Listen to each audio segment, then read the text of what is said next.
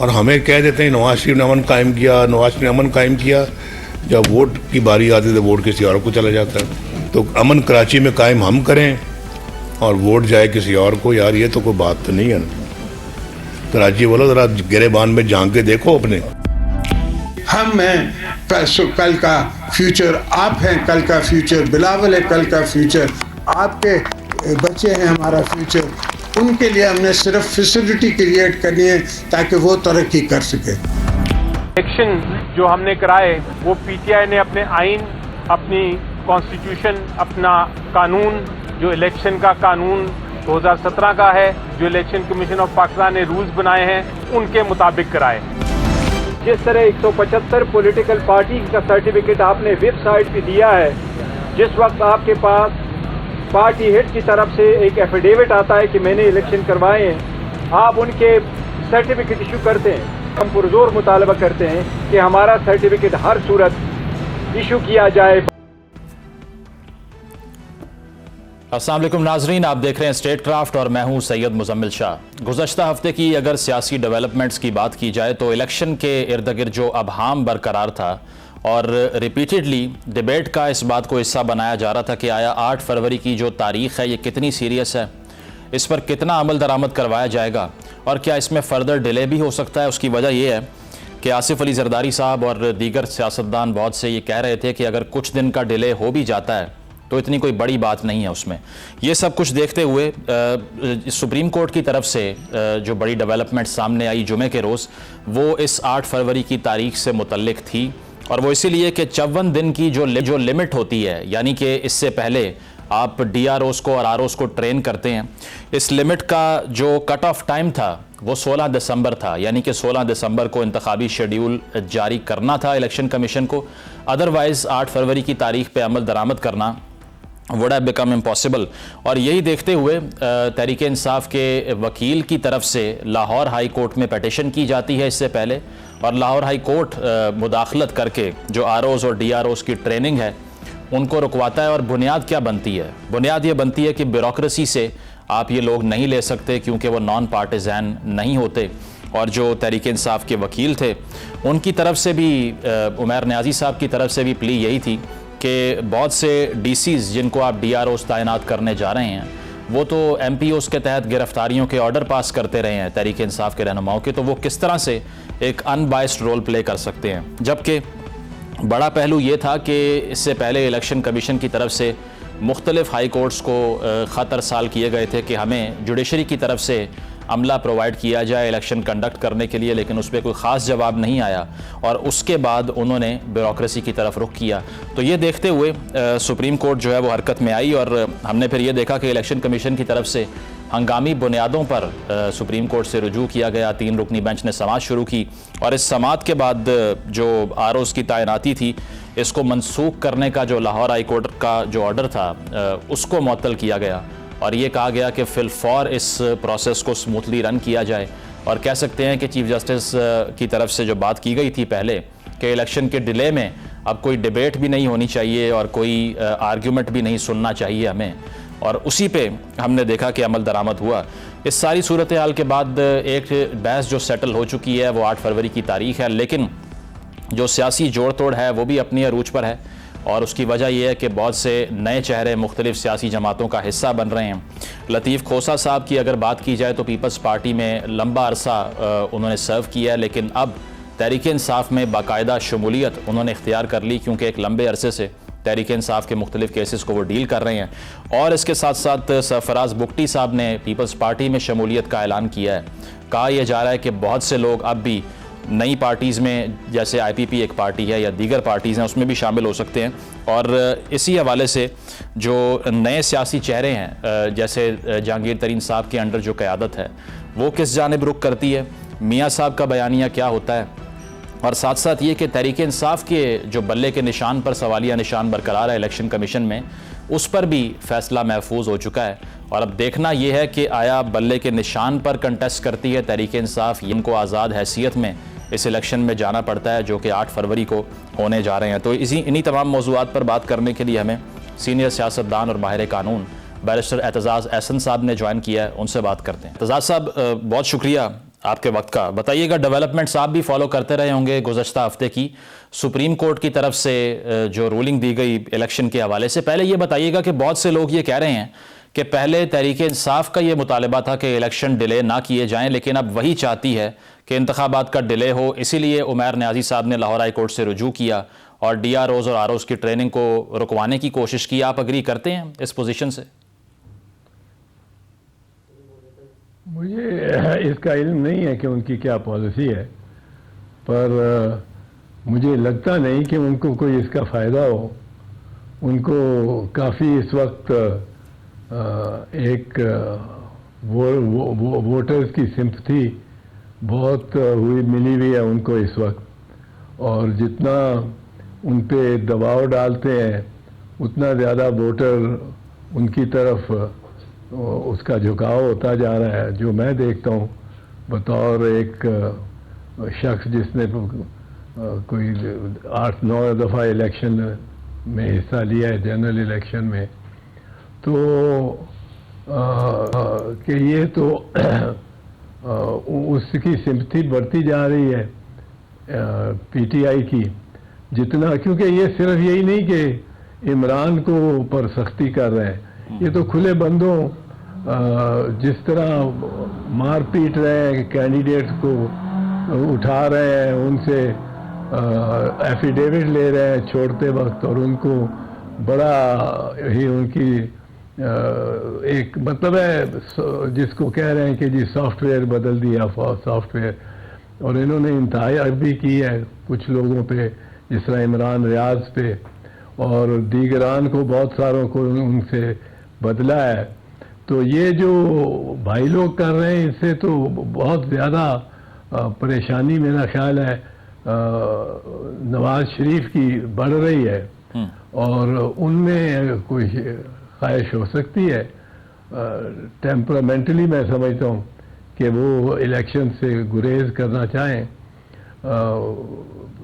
PTI तो should have nothing to lose in the election, इससे बड़ा ज़्यादा क्या होगा उनसे इलेक्शन में, कुछ उनसे के लिए शायद इससे बेहतरी ही हो जाए। और अगर वोटर उस दिन निकल के आ गया तो वोटर जितनी हाई अटेंडेंस वोटर की होगी उतनी ज़्यादा उनका चांस बढ़ेगा। और अब ये रियासती इदारे जो हैं जो इसमें मुलव्वस हुए हुए हैं और जिन्होंने अपने आप को मुलव्वस कर दिया है जिसकी ज़रूरत नहीं थी उनको करने की, उतना ज़्यादा ये अनफेयर एडवांटेज देने की कोशिश कर रहे हैं to Muslim League Nawaz in particular, क्योंकि वो तो प्राइम मिनिस्टर बनने नहीं आए। मियाँ साहब तो प्राइम मिनिस्टर मेरी नज़र में बन गए हैं। अच्छा, वो तो अब उनकी चलती है। जी हाँ, वो चाहते हैं तो मीटिंग गवर्नर हाउस में करते हैं, DIG IG उनको सलूट मारते हैं, और वो जब कदम रखते हैं पाकिस्तान की सरजमीन पे उस वक्त से, तो वो सारा झुकाव उनकी तरफ है। साहब, लेकिन कुछ लोग तो ये कहते हैं, या तो कोई कुछ लोग तो ये कह रहे हैं कि अब भी शहबाज शरीफ साहब जो हैं वो एक प्रेफरेबल ऑप्शन है मियाँ नवाज शरीफ साहब से ऊपर, और उसकी वजह यह है कि अक्सर एहतसाब का बयानिया नवाज शरीफ साहब रिपीट करते दिखाई देते हैं। इसके अलावा जो ट्रैक रिकॉर्ड है उनका वो कोई कॉपरेशन का नहीं है, कन्फ्रंटेशन होती रही है जब भी वो गवर्नमेंट में आए हैं। आपको लगता है कि इतने वो सूटेबल हैं कि तमाम रास्ते साफ हो जाएंगे उनके लिए? नहीं, बिल्कुल नहीं हो गए। मेरा नहीं ख्याल अहमियत कोई देते ही है इस्टेब्लिशमेंट मियाँ शहबाज शरीफ को, उससे ज़्यादा तो वो काकड़ कोई समझते हैं, जो काकड़ अपने आप को वाकयातन एक प्राइम मिनिस्टर समझना शुरू हो गया है। वो खेल खेल में ही, बहरूप में ही वो अब समझता है कि वो प्राइम मिनिस्टर अंग्रेज़ी जो बोल के वो प्रोफाउंड बातें करता है, तो वो बस जिस तरह है, जिस तरह आखिरी हर्फ है पत्थर पे लकीर है, और उसमें एक प्रॉफिटिक किस्म की टेम्परामेंट बन रहा है। और वो लेकिन शहबाज शरीफ ने अपने आप को जो अटरली डिस्ट्रॉय किया है शहबाज ने, वो 18 महीने की इसकी हुकूमत ने, उसने इसको बिल्कुल ही, और फिर ये बार बार कहना कि जी मैं तो हूँ ही इस्टेब्लिशमेंट का बंदा, खुशी से 25 साल से कि 30 साल से मैं इस्टेब्लिशमेंट का बंदा हूँ, तो उससे उसने अपने आप को बहुत खोखला और कमज़ोर कर लिया है। उसने जितनी कंप्लायंस दिखाया अपने आप को, उससे मियां नवाज शरीफ ज़्यादा कैंडिडेट है, ज़्यादा प्रेफर करेगी इस्टेब्लिशमेंट उसको। लेकिन उसकी नवाज शरीफ की प्रॉब्लम यह है कि नवाज शरीफ सिर्फ यही नहीं कि हर किसी से झगड़ा लेने को तैयार हुआ है, वो प्राइम मिनिस्टर बन चुका हुआ है, सारे ऑर्डर्स वो दे रहा है। सही। और गवर्नमेंट जो है, प्रोविंशियल गवर्नमेंट, वो बिल्कुल उसकी बातों पे, उसकी पोस्टिंग और ट्रांसफर से, 2 वज़रा तो उसके अपने मुतमद तरीन बैठे हुए हैं काबीना में, 3 बल्कि, तो वो आप जानते ही हैं कौन है। एतजाज साहब, लेकिन वो मोहसिन नकवी साहब को तो जरदारी साहब अपना बेटा कहते रहे हैं, तो अब वो नवाज शरीफ साहब की तरफ झुकाव है उनका भी, आप कह रहे हैं? नहीं, बेटा तो अपना जरदारी साहब के तो वो करीब रहा है, बहुत रहा है पहले से ही।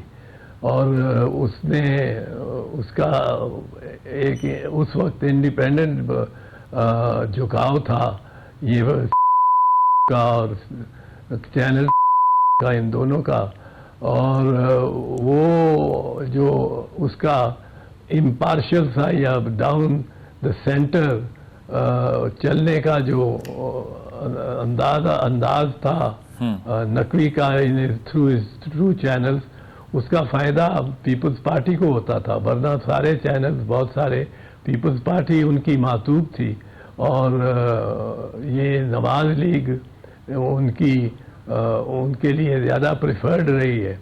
हालांकि उस वक्त इमरान खान की पीटीआई की हुकूमत थी, पर वो इस हवाले से, और वो तो पुराने ताल्लुकात हैं, लेकिन आप देखो ताल्लुकात का तो मोहसिन नकवी कोई खातिर खा नहीं उसके लिए रख रहा, बिल्कुल भी खातिर में ही नहीं लाता ताल्लुकात। सही। एतजाज साहब, मुझे सुप्रीम कोर्ट का जो फैसला है ना, आपको पता है, एक मिनट जरा, ताल्लुकात जितने मोहसिन नकवी के परवेज इलाही से हैं, वो आपको मालूम है, उसकी बेगम का मामू है। जी जी। अब उसके बाद अब क्या कहा जा सकता है कि मोहसिन नकवी इस रिश्ते को का ज़्यादा ख्याल रखता है, जो जरदारी साहब ने कह दिया उसको मेरा बेटा है, तो या वो अपनी भाई बीवी के मामू के साथ जो कर रहा है, जो उसके साथ हशर कर रहा है उसको, तो वो रिश्तों को नहीं देख रहा, वो जिसके साथ खाना काबा से निकला था उसी के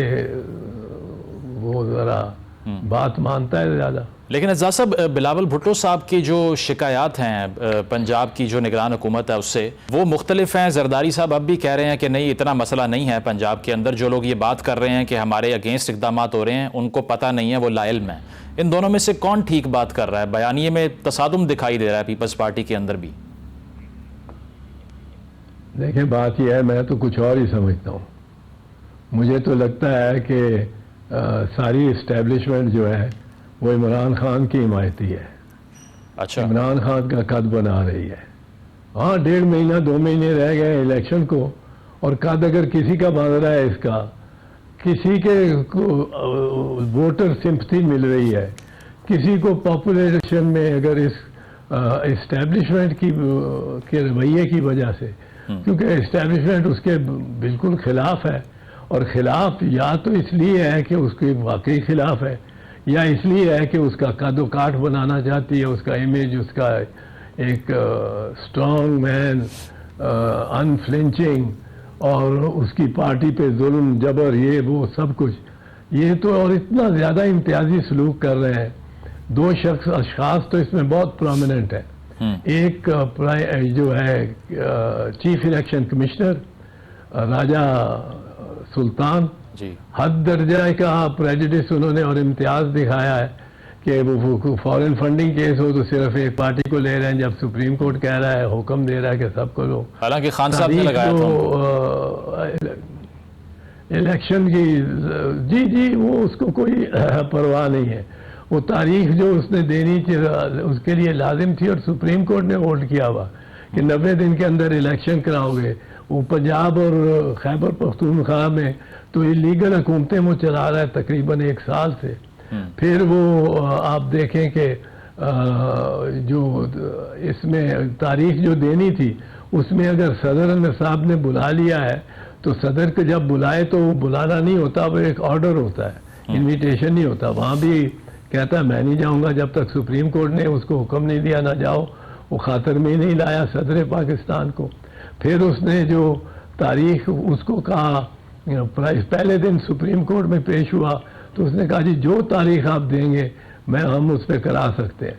फिर 2 हफ्ते बाद उसने कहा कि जी फंड नहीं देता वजीर ख़जाना, रेंजर्स नहीं देता वजीर दाखिला, फौज नहीं देता वजीर दिफा, तो मैं कैसे इलेक्शन करा सकता हूँ। फिर 30 अप्रैल पे राज़ी हो गया प्रेसिडेंट की गाइडेंस से। फिर 30 अप्रैल से ऐसा भागा कि 8 अक्टूबर खुद ही अनाउंस कर दी, पता नहीं इस कान से निकाली उस कान से निकाली, 8 अक्टूबर की डेट दे दी। उसमें 2 महीने डटा रहा, पर कहाँ 8 अक्टूबर पे कराया उसने, वो कोशिश भी नहीं की। फिर उसने सुप्रीम कोर्ट ने कहा 14 मई को कराओ, 14 मई को। इसने उनकी तरफ देखा ही नहीं, परवाह ही नहीं की। And he is not according to the constitution and the Supreme Court ने जिस तरह कॉन्स्टिट्यूशन को इंटरप्रेट किया है उसके मुताबिक 14 मई जो ये जो चीफ इलेक्शन कमिश्नर और इलेक्शन कमीशन है, इनकी जिम्मेदारी नहीं है इलेक्शन करानी, इनका फर्ज है, इनकी रिस्पॉन्सिबिलिटी। लेकिन सर वो नई हल्का बंदियां, नई मर्दमशुमारी ने भी उनको जवाब फराम कर दिया ना डिले का। वो डिले, वो आप अलाबामा का एक फैसला अमेरिकन सुप्रीम कोर्ट का पढ़े। अलाबामा स्टेट में रीडिस्ट्रिक्टिंग हो रही थी, तो उन्होंने कहा कि रीडिस्ट्रिक्टिंग क्या जवाब बन सकती है, उसके इलेक्शन डेट पोस्टपोन करने का भी 2 महीने पहले सुप्रीम कोर्ट का केस आया, जो अमेरिकन सुप्रीम कोर्ट। उन्होंने कहा बिल्कुल नहीं, क्योंकि पिछली असेंबली की लाइफ है वो ख़त्म हो जाती है, and you can't prolong that in any manner in any way. और रीडिस्ट्रिक्टिंग अगर उस मियाद में नहीं हुई तो देन वो आर्टिकल 254 ऐसे केस में लगता है। ऐसे केस में नहीं लगता कि जी आप दानिस्ता एक काम को तूल देते जाएं कि जी 254 के तहत हमें इख्तियार है।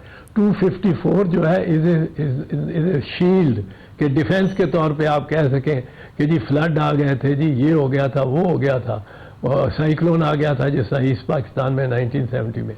आप उसको तलवार की तरह इस्तेमाल नहीं कर सकते कि हम डेट बढ़ा रहे हैं, चाहे जब भी 2 महीने 6 महीने के लिए बढ़ा रहे हैं हम 254 के तहत, क्योंकि वो अगर बाद में टाइम के बाद भी इलेक्शन होंगे तो वैलिड होंगे, वो ज़रूर इलेक्शन तो वैलिड होंगे किसी भी सूरत। क्योंकि सुप्रीम कोर्ट ने आसमा जिलानी के केस में कहा था, जब मंजूर कादिर साहब को चीफ जस्टिस हमूदुर रहमान ने पूछा कि आप कह रहे हो कि याया खान ने याया खान इलीगल था और मार्शल लॉ इलीगल था, अब उसने इलेक्शन कराए हैं, असेंबली आ गई है, अगर उसने इलेक्शन कराए और असेंबली आ गई है तो अब आप कहते हैं कि याया खान इलीगल था, तो उसके पेन से उसकी इंक से कोई लीगल काम तो नहीं हो सकता। तो मंजूर कादिर साहब सीनियर वकील थे, उन्होंने यकदम जवाब दिया। उन्होंने उनका जवाब था कि my lords, as long as the people give the answer it matters not who put the question. तो ये तो अल्टीमेटली इस पे कंडोन तो हो सकती है, असेंबली तो वैलिड हो सकती है, पर इसको चीफ इलेक्शन कमिश्नर को और जिसने वायलेट किया है ये निगरानों को, इनको ट्राई होना चाहिए जो 90 डेज से ज़्यादा रहे, इनकी क्रिमिनल लायबिलिटी तो नहीं ख़त्म हो सकती ना। ठीक है, प्रोग्राम में एक ब्रेक शामिल करते हैं नाजरीन, और ब्रेक के बाद एतजाज साहब से हमारी गुफ्तगू जारी रहेगी। Stay with us.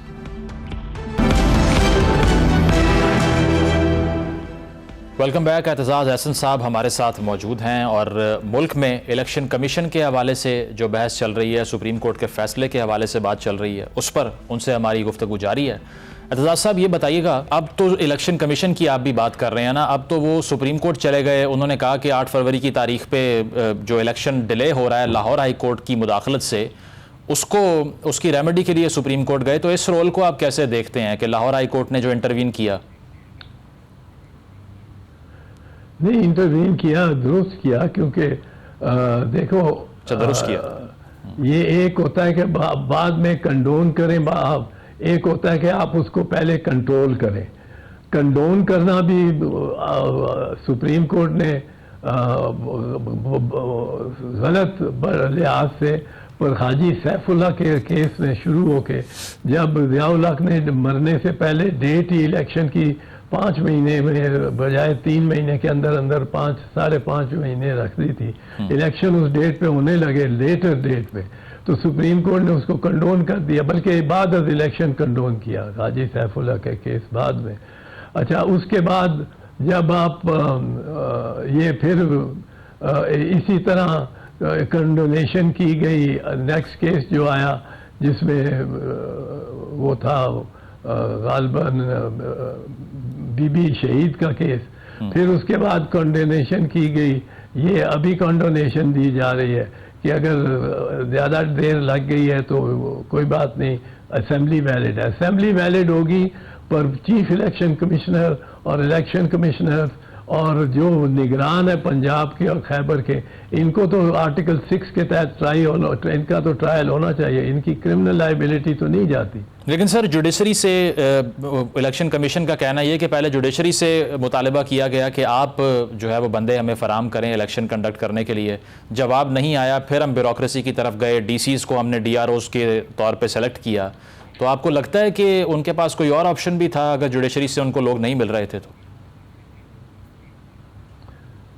नहीं, जुडिशरी से उनको चाहिए था, क्योंकि ये जुडिशरी का executive side of the function है, ऑफ देयर फंक्शन है, ये जुडिशियल साइड नहीं है। On the judicial side he can't question them, but on their executive side ये लिस्ट बनाता, मंगाता और इनसे हर सेशन जज से लिस्ट मंगाता, कहता कि जी आप 2 दिन में लिस्ट भेजें, कितने आपके पास सिविल जजेस हैं, कितने मैजिस्ट्रेट्स हैं, क्या उनका रैंक है, और बैठ जाती है। इलेक्शन कमीशन ने सारा 5 साल करना क्या होता है, मक्खियां मारनी होती हैं, आखिरी 4 महीने 6 महीने में तो काम करना होता है।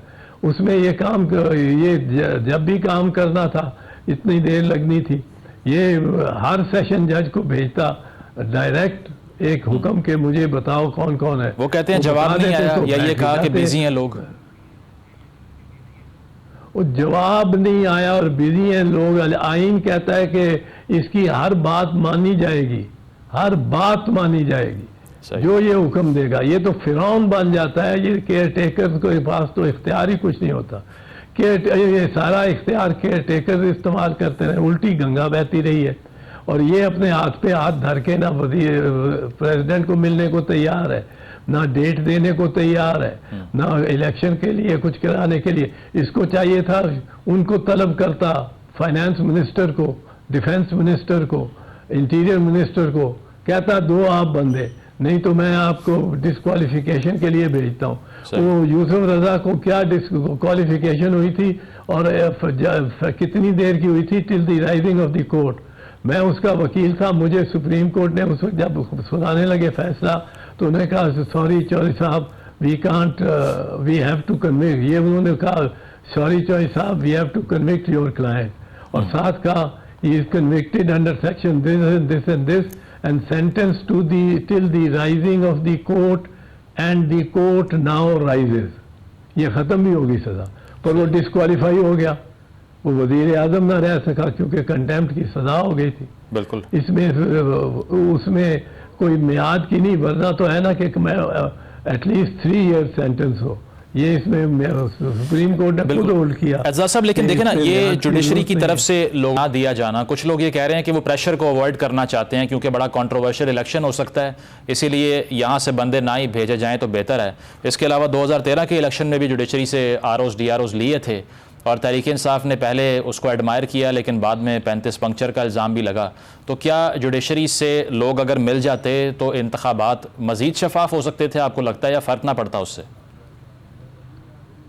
नहीं, फ़र्क तो पड़ता, किसी कदर तो फ़र्क पड़ता, क्योंकि जुडिशरी जो है वो किसी एग्जेक्टिव अथॉरिटी के तहत नहीं है, वो है डायरेक्टली हाई कोर्ट्स के तहत। अब इस्लामाबाद हाई कोर्ट में तो ज़रूर फ़र्क बहुत पड़ता, बल्कि नेगेटिव पड़ता।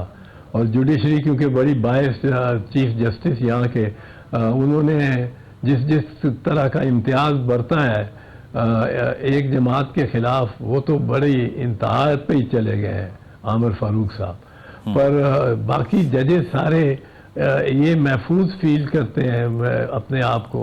ये जितने मातहत जजेस होते हैं, सेशन जजेस, एडिशनल सेशन जजेस, सिविल जजेस, मैजिस्ट्रेट, कि उनकी सुपरविजन करता है हाई कोर्ट, और कोई ना कोई हाई कोर्ट का जज जो करेगा। सिर्फ यही नहीं कि एक चीफ जस्टिस पाकिस्तान में बिलखुसूस आमिर फारूक साहब, इनके हाथ में ही होगा मामला, पर किसी और जज के पास हो।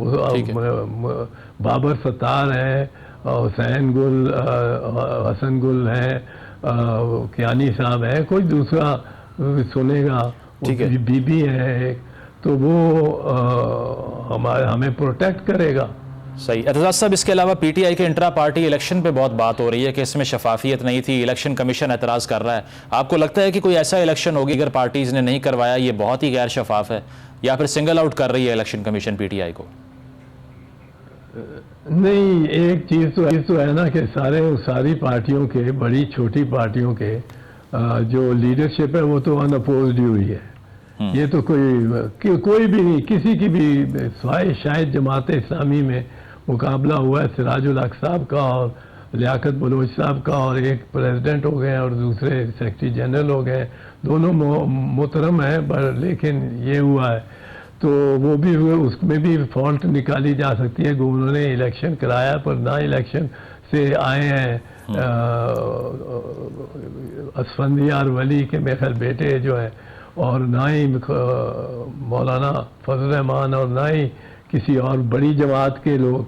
तो ये तो कोई इम्तियाज़ नहीं है कि आप क्यों, मतलब इम्तियाज़ है, ये भी इम्तियाज़ है कि आप क्यों अनअपोज्ड हो गए। दूसरी बात है, उन्होंने मेरा ख्याल है strictly by the book election किया है। लो वोटर्स की भी है, पैनल भी दिए जो चेयरमैन और पैनल देना था, वो सारे का सारे पैनल ही जब हो गया इलेक्ट, पैनल में इलेक्शंस होते हैं, तो इसमें इतनी कोई बात नहीं लगती। बाबर साहब बड़ा एतराज़ कर रहे हैं। मैं ये समझता हूँ कि मैं ये इस बात पे तज्जुब होता है कि एक आइन की खिलाफ वर्जी, कौन से आइन की खिलाफ वर्जी?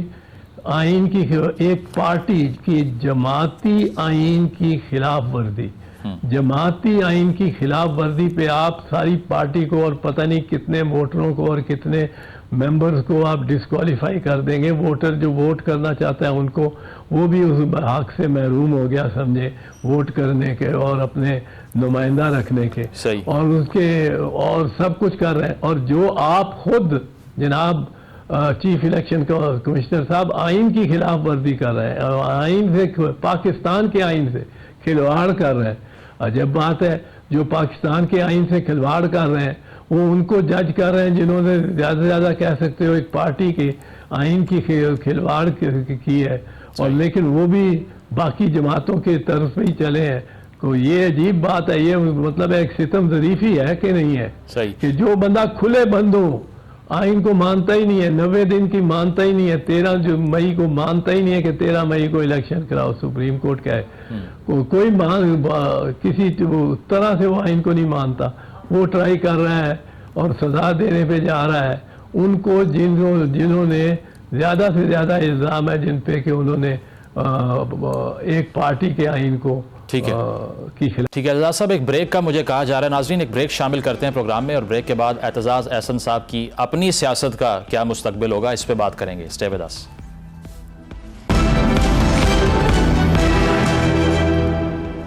वेलकम बैक नाज़रीन। एतजाज एहसन साहब से हमारी मुल्की सियासत और कानूनी उमूर के ऊपर गुफ्तगू जारी है। एतजाज साहब, ये बताइएगा, आपके ही कॉलीग लतीफ़ खोसा साहब ने शमूलियत इख्तियार की है तहरीक इंसाफ में, इस फैसले को कैसे देखते हैं आप? और बहुत से लोग कह रहे हैं कि अगला नाम आपका होगा। अगले नाम का तो मैं नहीं कुछ कह सकता, वो उनको निकाल दिया पार्टी ने।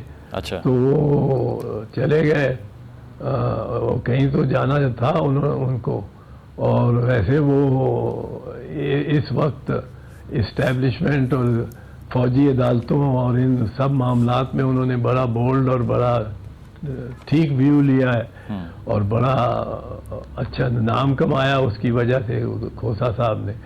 तो अब वो उन्होंने उनकी मर्जी हुई है और ये भी लोगों को ज़रा पता लगा इससे कि सारा पानी दरिया का एक ही जानिब नहीं बह रहा, दूसरी जानिब भी कुछ चलने वाले हैं। तो ये तो बड़ी अच्छी बात हुई। लेकिन वो 2019 से पहले उनके क्लिप भी सर्कुलेट कर रहे हैं जिसमें वो मिलिट्री कोर्ट्स को सपोर्ट करते थे उस दौर में, और अब वो अपोज कर रहे हैं। वो मेरे भाई वो तो आप अब तो पत्थर की लकीर हो जाती है जो भी बात की हो। सही। पर जितने बंदे हैं वो तकरीबन सारे पार्लियामेंटेरियन ऐसे होंगे किसी ना किसी वक्त में सपोर्ट किया होगा मिलिट्री कोर्ट को।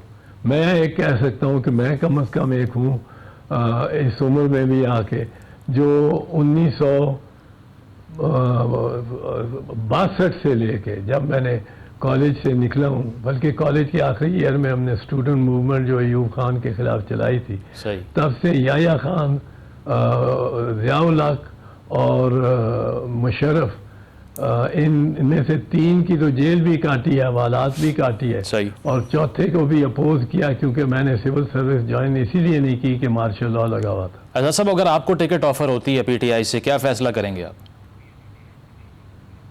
मेरा तो अभी इरादा कोई इलेक्शन लड़ने का ही नहीं है फ्रैंकली। अच्छा। और मुझे अब तकरीबन 80 साल का होने लगे हैं भाई। सही। अच्छा ठीक है। तो अब ये बताइएगा कि जो बिलावल भुट्टो साहब को आपने 3 खत लिखे भुट्टो साहब के केस से मुतल्लिक इंटीमेट करने के लिए, कुछ लोगों ने कहा आपने माजरत कर रही, कुछ लोगों ने कहा पीपल्स पार्टी ने आपको केस लेने नहीं दिया, माजरा क्या था? नहीं, मुझे रोका गया। इसकी तफसील में अभी मैं नहीं जाना चाहता, पर बिल्कुल रोका गया। Why do you think they stopped you from taking the case? क्यों रोका गया इसका मुझे मुअम्मे का भी मैं नहीं पहुंचा हूँ और पता लग जाएगा कुछ ना कुछ।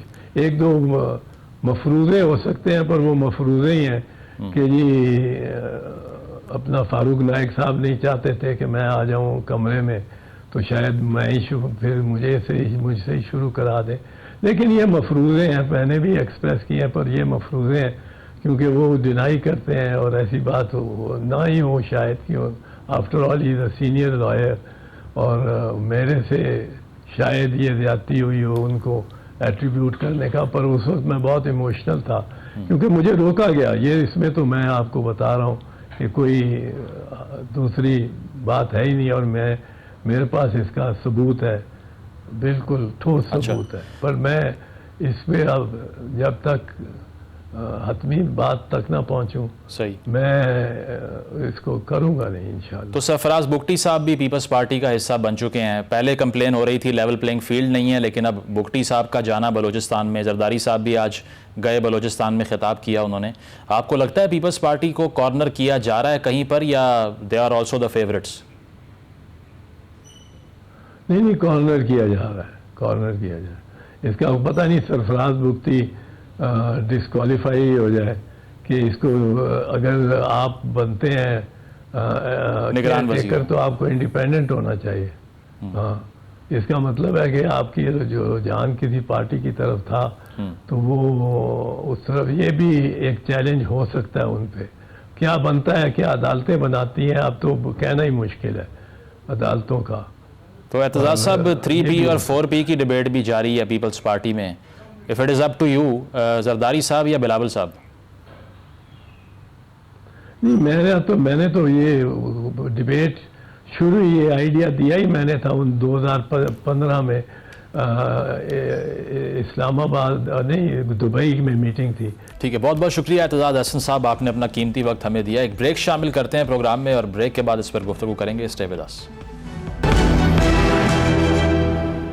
वेलकम बैक नाजरीन। एतजाज हसन साहब की गुफ्तगू आपने मुलाहिजा की ब्रेक से पहले, और कहना उनका यही था कि नवाज़ शरीफ साहब जिस तरह से अपनी सियासत कर रहे हैं, लग यही रहा है कि वो वज़ीर आज़म बनेंगे नहीं बल्कि बन चुके हैं।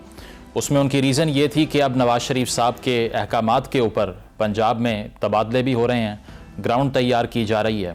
पीपल्स पार्टी के हवाले से एतजाज साहब का अब भी ये व्यू है कि उनसे किसी हद तक ज़्यादती हो रही है, क्योंकि अगर सरफराज भुगटी साहब भी शामिल हो चुके हैं पीपल्स पार्टी में तो हो सकता है वो डिस्क्वालीफाई हो जाएं, क्योंकि निगरान काबीना का हिस्सा बनने के बाद आप दोबारा से अगर इलेक्शन में जाते हैं तो एतराज़ात उठते हैं। इसके अलावा एतजाज़ साहब ने जो इलेक्शन के हवाले से गुफ्तगू की उसमें अहम चीज़ यही थी कि इलेक्शन कमिश्नर का जो रोल है सिकंदर सुल्तान साहब का, उसको काफ़ी क्रिटिसाइज़ किया। उन्होंने ये कहा कि जिस तरह पहले 13 मई के बाद की तारीख थी, 14 मई को इलेक्शन होने थे, उस पर अमल नहीं किया गया। इसके अलावा तहरीक इंसाफ से इम्तियाजी सलूक की उन्होंने बात की और ये कहा कि किस तरह से एक इंट्रा पार्टी इलेक्शन की बेस पे आप पूरी पार्टी के फ्यूचर को और उसकी वोटिंग बेस को रिजेक्ट कर सकते हैं और कॉर्नर कर सकते हैं। प्रोग्राम आपने मुलाहिजा किया, इस पर अपना फ़ीडबैक हमें ज़रूर दीजिएगा। इजाज़त दीजिए, अल्लाह हाफ़िज़।